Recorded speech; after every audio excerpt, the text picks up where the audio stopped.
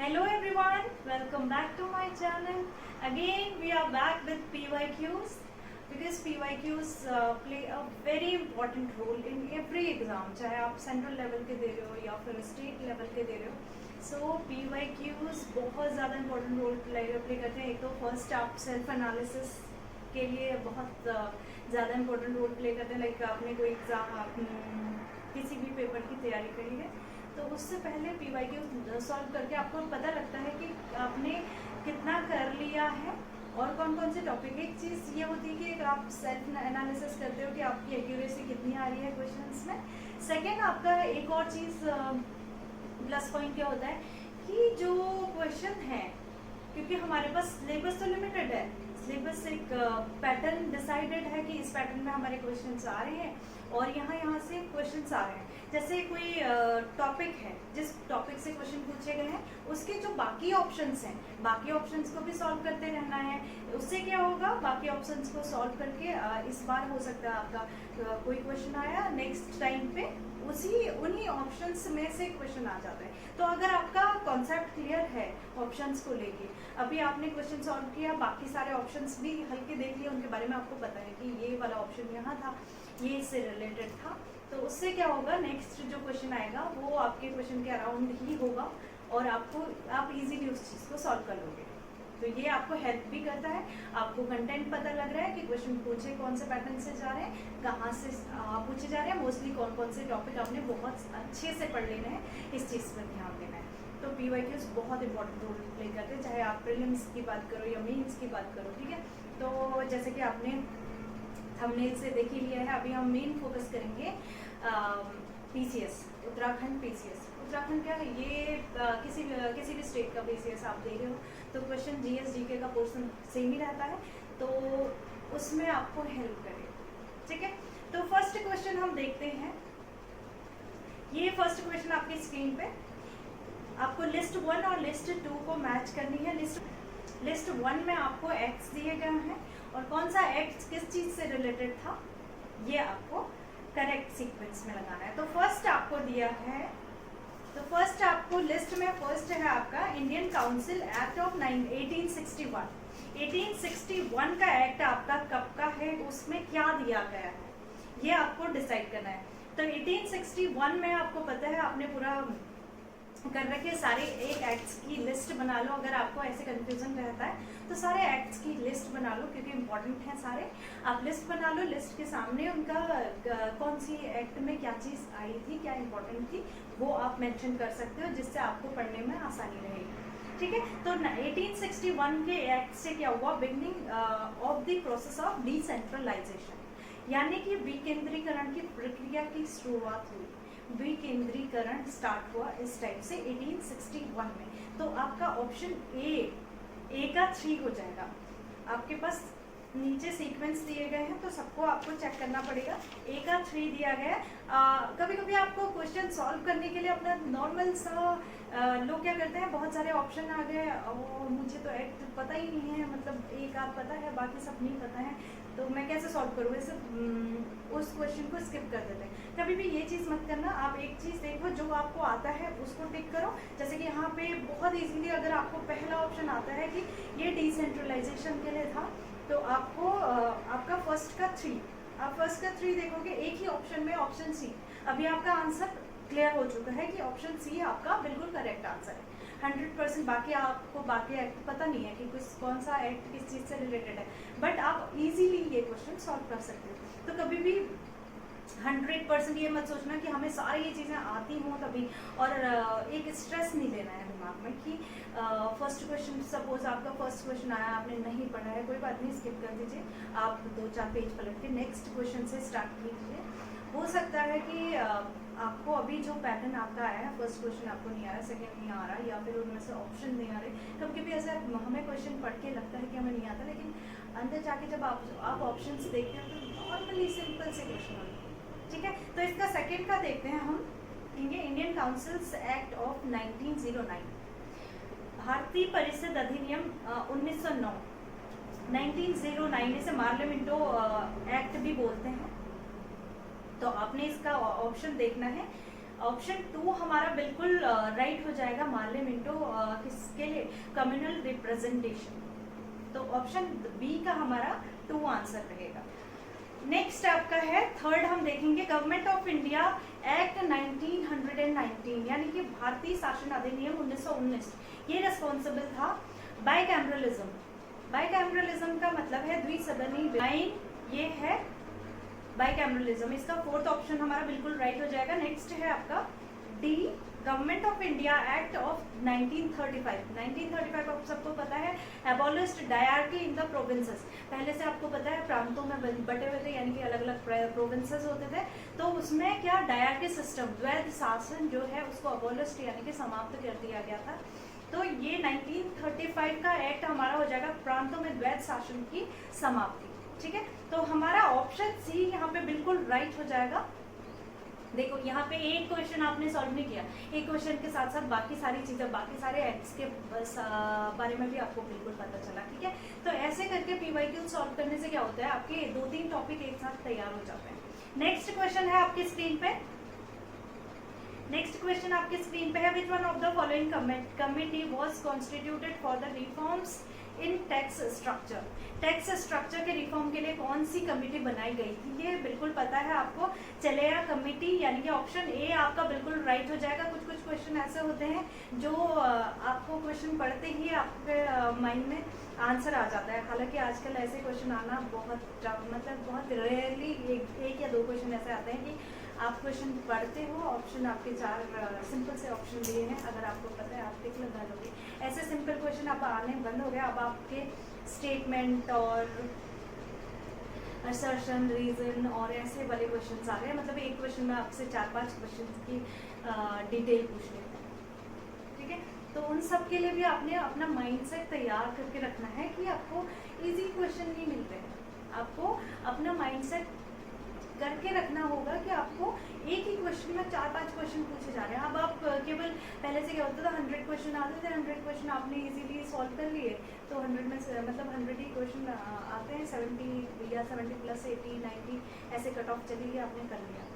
अब क्या होता है, आपसे अगर 100 मार्क्स का पेपर, क्वेश्चन पेपर है, उसमें आपको 400-500 क्वेश्चन पूछे जा रहे हैं, क्योंकि कंपटीशन जिस लेवल से बढ़ता जा रहा है उस हिसाब से, क्योंकि आजकल एजुकेटेड हर कोई प्रिपरेशन कर रहा है और बहुत अच्छी कर रहा है, तो वहाँ पे भी थोड़ा लेवल बढ़ाना पड़ेगा। उसी हिसाब से एक ही क्वेश्चन में आपसे 4-5 क्वेश्चन पूछे जाते हैं, तो आपको तैयारी भी उसी के अकॉर्डिंग करनी है। ठीक है, नेक्स्ट क्वेश्चन आपकी स्क्रीन पे है, नेक्स्ट क्वेश्चन आपकी स्क्रीन पे है, रीड द फॉलोइंग स्टेटमेंट। आपको 2 स्टेटमेंट दिए हैं, स्टेटमेंट 1 और 2 में कभी कभी आपके क्वेश्चन गलत होने के चांसेस यहाँ पे ज़्यादा रहते हैं, क्योंकि स्टेटमेंट सपोज आपको स्टेटमेंट 1 का पता है कि ये कंफर्म है कि है या नहीं। ठीक है, सेकंड में आप कंफ्यूज हो और आपने ऑप्शन कोई भी सेलेक्ट कर लिया फर्स्ट के अकॉर्डिंग, सपोज आपको फर्स्ट का पता है कि कंफर्म है, आपने केवल ए सही कर लिया, लेकिन आपको पता चला बाद में कि सेकंड वाला भी करेक्ट था, तो आपका आंसर गलत चला जाएगा। तो इसीलिए बहुत अच्छे से तैयारी करनी है, जो भी टॉपिक आप पढ़ रहे हो उसको डिटेल में पढ़ो। ठीक है, स्टेटमेंट 1 आपको दी हुई है, Delhi Mumbai expressway is the longest signal free expressway in the country. तो ये बिल्कुल करेक्ट है कि दिल्ली मुंबई एक्सप्रेसवे सबसे लॉन्गेस्ट वे है आपका। इसमें सेकेंड स्टेटमेंट भी आपको पता होना जरूरी है, this expressway passes through 5 states of Haryana, Rajasthan, Madhya Pradesh, Gujarat and Maharashtra. आपको पता है ये 5 स्टेट से होकर गुजरता है और एक यूटी भी इसमें शामिल है, दिल्ली आप इंक्लूड कर देंगे दिल्ली, लेकिन यहाँ पे स्टेटमेंट के अकॉर्डिंग अगर देखें हम 5 स्टेट्स दिया गया है, बिल्कुल करेक्ट स्टेट्स दिए गए हैं, लेकिन आपको याद रखना है इसमें दिल्ली भी ऐड है। ठीक है, तो हमारा ऑप्शन सी यहाँ पे बिल्कुल करेक्ट हो जाएगा, option C, both 1 and 2 is correct. ठीक है, both 1 and 2 correct. Next question आपकी स्क्रीन पे है, this question is related to computer, which one of the following is not a valid version of internet protocol, यानी कि IP से related कौन सा नहीं है। आपको पता है IPv4 है, IPv6 भी है, ऑप्शन सी आपका इनकरेक्ट हो जाएगा, यानी कि IPv11 बिल्कुल इनकरेक्ट है यहाँ पे। ठीक है। नेक्स्ट क्वेश्चन आपके स्क्रीन पे है। नेक्स्ट क्वेश्चन आपके उत्तराखंड से रिलेटेड है। आपको पता है यूके पीएससी का अगर आप पेपर दे रहे हो, उत्तराखंड पीसीएस का पेपर दे रहे हो, प्रीलिम्स की तैयारी आपने बहुत अच्छे से करनी है। अब तो बहुत डीप चीज़ें आती हैं, तो बहुत अच्छे से हर चीज़ की प्रिपरेशन करनी है। विच one of the following statement is true about Panchayati Raj institution इन उत्तराखंड? उत्तराखंड के पंचायती राज सिस्टम के बारे में कौन सा स्टेटमेंट करेक्ट है? तो आपको पता है इसमें करेक्ट स्टेटमेंट पूछा है। आपको 4 स्टेटमेंट दिए गए हैं, लेकिन आपको सेलेक्ट करना है करेक्ट। आपके ऑप्शंस भी दिए गए 1 2 4 2 3 4 2 3 और 3 4। आपको चेक करना है कि कौन सा करेक्ट है, ठीक है। फर्स्ट ऑप्शन है आपका, the state of Uttarakhand does not have its own Panchayati Raj act. आपको पता है 2016 में भी अमेंडमेंट हुआ था, उससे पहले एक्ट है, ऑब्वियस सी बात है कि एक्ट है तभी अमेंडमेंट हुआ है। तो आपको ध्यान रखना है कि उत्तराखंड का अपना पंचायती राज सिस्टम का एक्ट है। तो फर्स्ट हमारा इनकरेक्ट हो जाएगा, उत्तराखंड राज्य अपना पंचायती राज अधिनियम है, ये नहीं है दिया गया है यहाँ पे, इसका है। तो पहला हमारा इनकरेक्ट हो जाएगा। आप ऐसे भी कर सकते हो, 1 ऑप्शन किस में है वो आपका बिल्कुल गलत हो जाएगा, तो ऑप्शन ए आप कैंसिल कर सकते हो, क्योंकि जिसमें 1 है आप उसको कैंसिल कर सकते हो। ये एलिमिनेशन मेथड होता है, आप टाइम सेव करने के लिए ऐसे करते हो क्वेश्चन सॉल्व करने के लिए, ठीक है। इससे आपका टाइम सेव होता है। सेकेंड ऑप्शन आपका है 1/3 of the seats are reserved for women. ये 2008 तक करेक्ट था। अगर 2008 से पहले ये क्वेश्चन आता तो ऑप्शन 2 हमारा बिल्कुल राइट हो जाता, क्योंकि 1/3 सीट्स रिजर्व रहती थी वुमेन के लिए। लेकिन 2008 के बाद ये रिजर्वेशन कितना हो गया, 50%, ठीक है। तो अब ये अगर आप पेपर दोगे तो ये 1/3 वाला आपका इनकरेक्ट हो जाएगा, क्योंकि नाउ रिजर्वेशन कितना है, 50%, okay. Next question, next option है, मतलब हमारे 1 और 2 दोनों ही गलत हो गए। अब हम नेक्स्ट ऑप्शन देखते हैं। Block development council have been set up at intermediate level. हमको पता है ब्लॉक डेवलपमेंट काउंसिल जो है वो मीडिएटर का काम करती है, तो ये ऑप्शन हमारा बिल्कुल राइट हो जाएगा, यानी कि खंड विकास परिषदों का गठन मध्यवर्ती स्तर पर किया जाता है। मतलब पता है, आपको पता है ये डिस्ट्रिक्ट लेवल और विलेज लेवल के बीच का काम करता है, कौन सा, ब्लॉक लेवल। तो ये बिल्कुल राइट हो जाएगा, हमारा तीसरा ऑप्शन बिल्कुल राइट हो जाएगा। लास्ट ऑप्शन हम देखते हैं, block development officer acts as a secretary to the block development council, यानी कि क्षेत्र पंचायत। बिल्कुल सही बात है, खंड विकास अधिकारी खंड विकास परिषद क्षेत्र पंचायत के सचिव के रूप में कार्य करता है, बिल्कुल सही है। तो 3 और 4 ऑप्शन हमारा है ऑप्शन डी। ऑप्शन डी हमारा बिल्कुल करेक्ट आंसर यहाँ पे हो जाएगा। नेक्स्ट क्वेश्चन आपकी स्क्रीन पे है, make in India initiative is based on 4 pillars. आपको पता है मेक इन इंडिया के 4 पिलर्स हैं, वो पिलर्स आपको बहुत अच्छे से पता होने चाहिए। इसमें से कौन सा पिलर नहीं है पूछा है, तो यहाँ पे फर्स्ट ऑप्शन है न्यू प्रोसेसेस, ये 4 पिलर में इंक्लूड है। न्यू प्रोसेसेस इंक्लूड है, न्यू इंफ्रास्ट्रक्चर भी इंक्लूड है, न्यू डेस्टिनेशंस और न्यू माइंडसेट, यानी कि आपका न्यू माइंडसेट भी इंक्लूड है। न्यू डेस्टिनेशंस कहीं पे मेंशन नहीं किया है। अगर ये मेक इन इंडिया इनिशिएटिव के 4 पिलर्स में हमारा न्यू डेस्टिनेशंस बिल्कुल नहीं है, तो ऑप्शन सी हमारा बिल्कुल इनकरेक्ट हो जाएगा, मतलब बिल्कुल राइट आंसर यहाँ पे हो जाएगा। कौन सा नहीं है हमसे पूछा था, तो यहाँ पे हो जाएगा हमारा न्यू डेस्टिनेशन। ऑप्शन सी हमारा बिल्कुल राइट हो जाएगा यहाँ पे। उसकी जगह आप एड ऑन कर सकते हो। अभी ये क्वेश्चन केवल हमें सॉल्व नहीं करना है, हमें जानना है कि राइट आंसर क्या है। हमारे 4 पिलर हैं, न्यू प्रोसेसेस, न्यू इंफ्रास्ट्रक्चर्स। यहाँ पे थर्ड ऑप्शन की जगह आप लिख सकते हो न्यू सेक्टर्स, इसमें इंक्लूड है new sectors. Fourth one new mindset, new sectors. Fourth pillar हमारा हो जाएगा न्यू सेक्टर, ठीक है। ये चारों पिलर्स आपको याद रखने हैं। नेक्स्ट क्वेश्चन आपकी स्क्रीन पे है। नेक्स्ट क्वेश्चन आपकी स्क्रीन पे है, Which one of the following is known as the Manchester of South India? South India का मैनचेस्टर किसे बोला जाता है, तो ये है आपका कोयम्बटूर, तो ऑप्शन ए हमारा बिल्कुल राइट हो जाएगा। ऑप्शन ए बिल्कुल करेक्ट ऑप्शन के साथ हम चलेंगे। Coimbatore is known as the Manchester of South India. ठीक है, नेक्स्ट क्वेश्चन आपकी स्क्रीन पे है।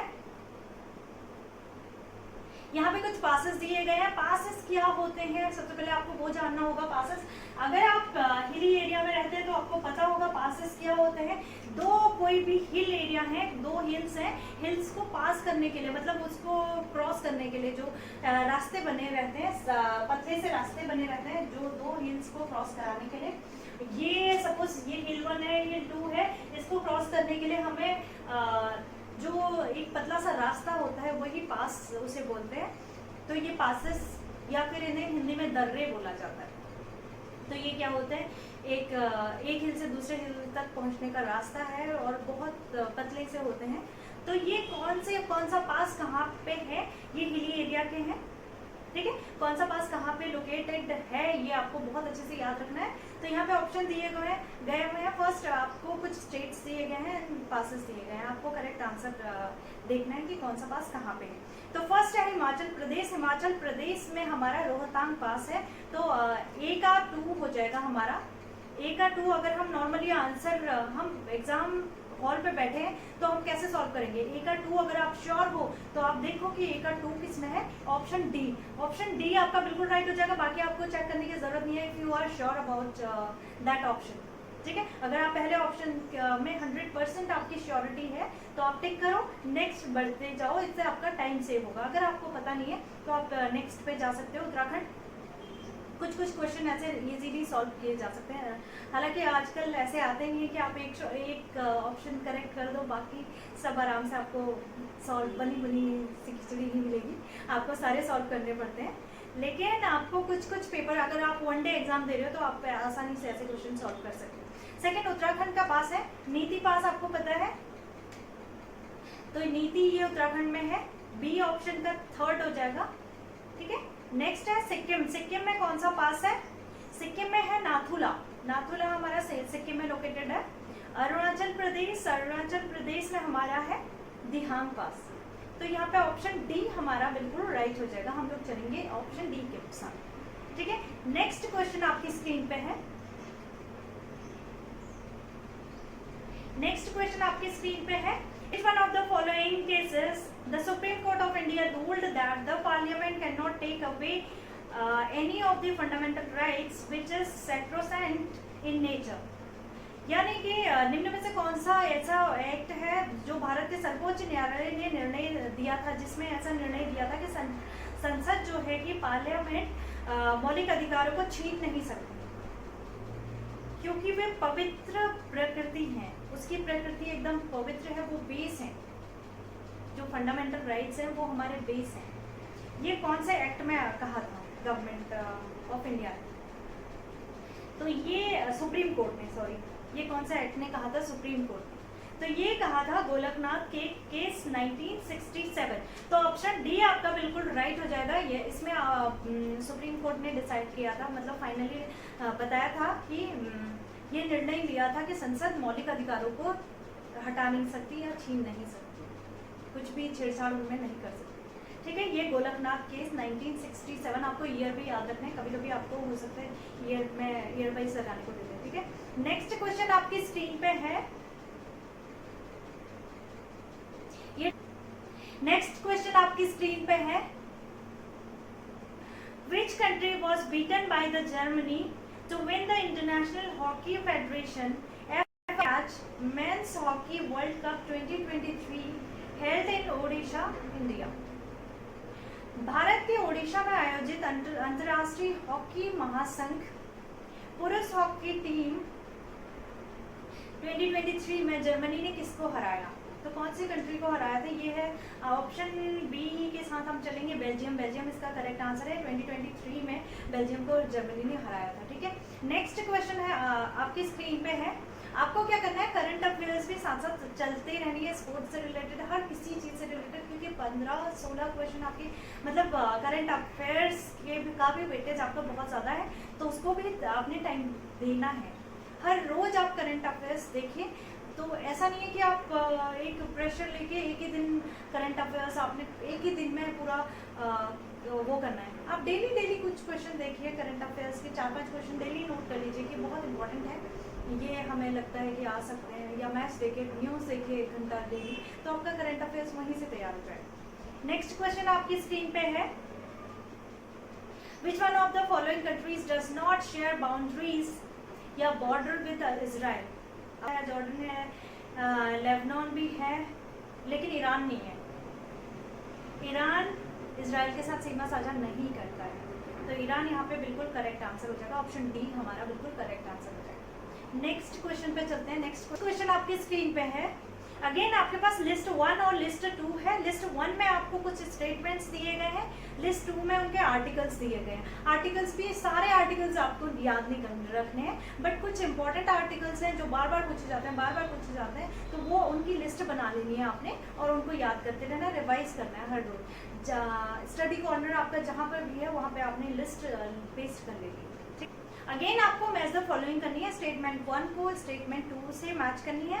आर्टिकल्स आपको दिए गए हैं, आपको आर्टिकल्स भी सारे याद नहीं करने हैं, कुछ आर्टिकल्स हैं जो बहुत ज़्यादा इंपॉर्टेंट है आपके वनडे एग्जाम के लिए एज वेल एज आपके प्रीवियस के लिए भी। तो आपको क्या करना है, उनकी एक अलग से लिस्ट बना लेनी है, उनको बार बार रिवाइज करते रहना है, ठीक है। तो फर्स्ट ऑप्शन है आपका annual finance statement. Annual financial statement आपका आर्टिकल 112 में दिया गया है, तो ऑप्शन सी बिल्कुल राइट हो जाएगा। ए का सी हो जाएगा हमारा, ए का 3 हो जाएगा। बी है salary and allowances of MPs. जो हमारे एमपीज हैं उनकी सैलरी और अलाउंसेस हैं वो कौन से आर्टिकल में हमारे दिए गए हैं, 106। ये तो बी का हमारा 1 ऑप्शन हो जाएगा करेक्ट। मनी बिल आपको पता है, मनी बिल हमारा आर्टिकल 110 है, तो मनी बिल सी का हमारा 2 हो जाएगा। And the power of president to remove difficulties, ये ऑप्शन आपका 292 आर्टिकल 292 है, तो डी का हमारा 4 ऑप्शन हो जाएगा। तो इसके साथ अगर हम चले तो ऑप्शन सी हमारा बिल्कुल करेक्ट आंसर यहाँ पे हो जाएगा। ऑप्शन सी के साथ हम यहाँ पे चले, ठीक है। नेक्स्ट क्वेश्चन आपकी स्क्रीन पे है, who after conquering most part of the northern India took the title of Shiladitya. उत्तर भारत के अधिकांश भाग को अपने अधीन कर लेने के बाद शिलादित्य की पदवी किसने धारण करी, तो ये है इसका बिल्कुल राइट आंसर हमारा हर्ष हो जाएगा। ऑप्शन बी हमारा बिल्कुल करेक्ट आंसर यहाँ पे हो जाएगा, ठीक है। नेक्स्ट क्वेश्चन आपकी स्क्रीन पे है, whole words at a time which key should be used in MS Word। MS Word में whole word डिलीट करने के लिए कौन सी शॉर्ट की यूज की जाती है। शॉर्ट कीज बहुत इंपॉर्टेंट है, तो बार बार पूछी जाती है, शॉर्ट कीज आपने बहुत अच्छे से याद कर लेनी है। तो यहाँ पे ऑप्शन ए हमारा बिल्कुल राइट हो जाएगा, कंट्रोल प्लस बैक स्पेस। अगर हम कंट्रोल प्लस बैक स्पेस करते हैं तो हमारे होल वर्ड डिलीट हो जाता है। नेक्स्ट